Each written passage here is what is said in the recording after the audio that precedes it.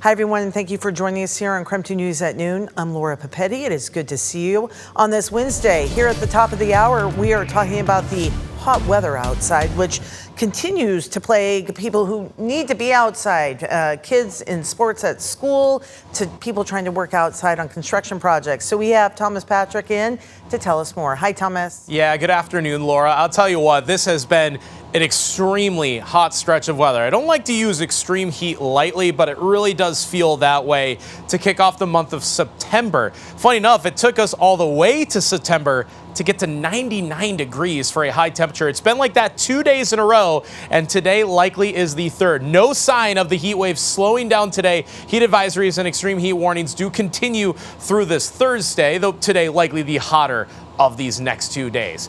Already 86 degrees in Spokane, 87 in Coeur d'Alene. Look at this. It's 90 currently in Pullman.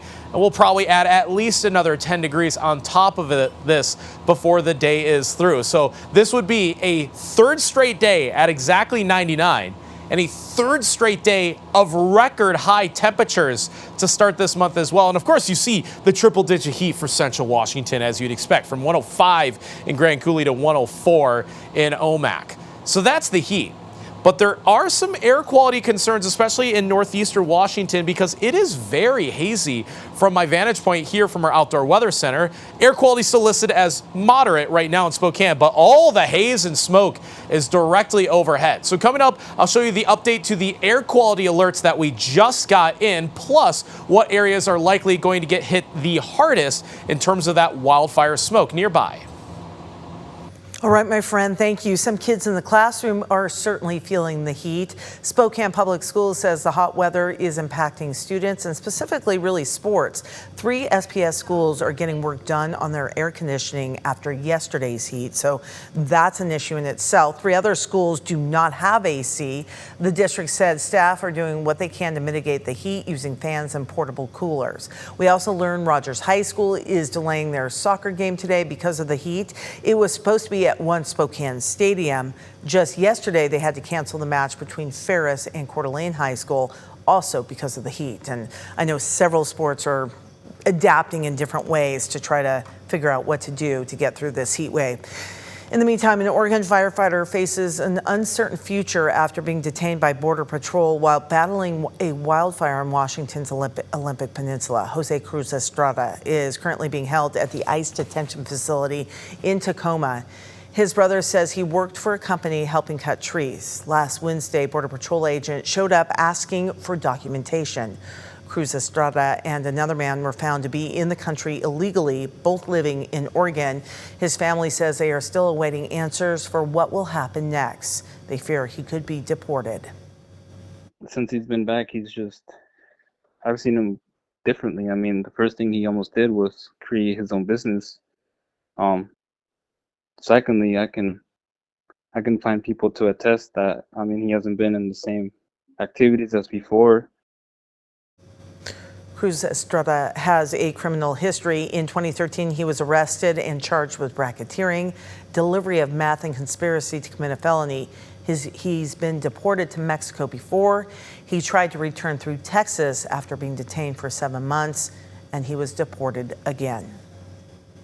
The Coeur d'Alene City Council signed off on a contract to create a new training facility for Coeur d'Alene Police. They are working with what's called Coeur d'Alene Structures Incorporated, giving them about $129,000 to start setting up the new facility. The council made this decision at their meeting last night. A lot of officers were there in support and said they are looking forward to what the new place will do for the department. An ongoing strike by heavy equipment operators means many road projects around eastern Washington are on hold or pushed until next year. Even the city of Spokane is feeling the effect. KREM 2's Christian Garza has an update on what this means for our local projects. Well, right now, crews here at the Rockwood Boulevard construction project are doing everything they can to work around the impacts of this labor strike. If you take a look at your screen, this is the full picture of the construction zone here in the area. The project near the Sacred Heart Medical Center and Children's Hospital is meant to redesign the intersection of Rockwood Boulevard, Cowley Street, and 10th Avenue. On top of that, utility work will also be done to replace outdated water pipes and repair a section of the sewer. This project was originally set to be finished by mid-October, but that is all subject to change with the ongoing labor strike. Since August 12th, the International Union of Operating Engineers authorized an economic stand-down affecting hot asphalt paving operations throughout the region. Kirsten Davis, the communications manager for the City of Spokane Public Works, says crews are getting as much as they can done with things like concrete until the strike is over, which is why it may look like some projects are continuing through the strike, but really crews are just focusing on other things around that asphalt.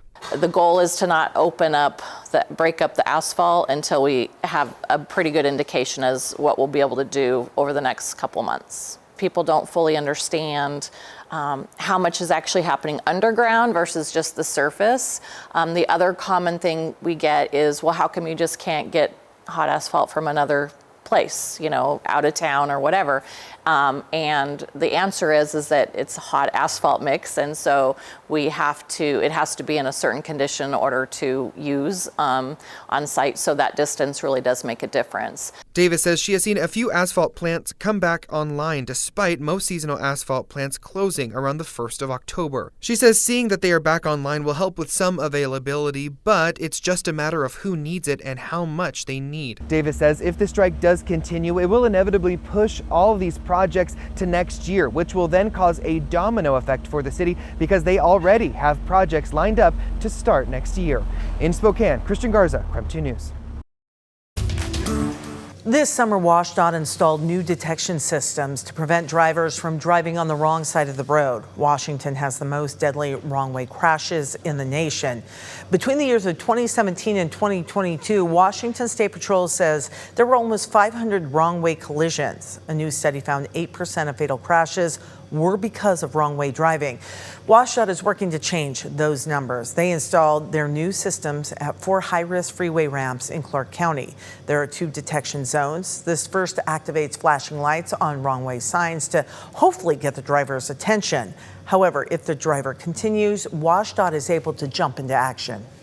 We already know where it's at. We get an email with the actual video of the car traveling the wrong direction, and we're able to pull up our cameras and track the movement of the vehicle in real time with instant notification to law enforcement.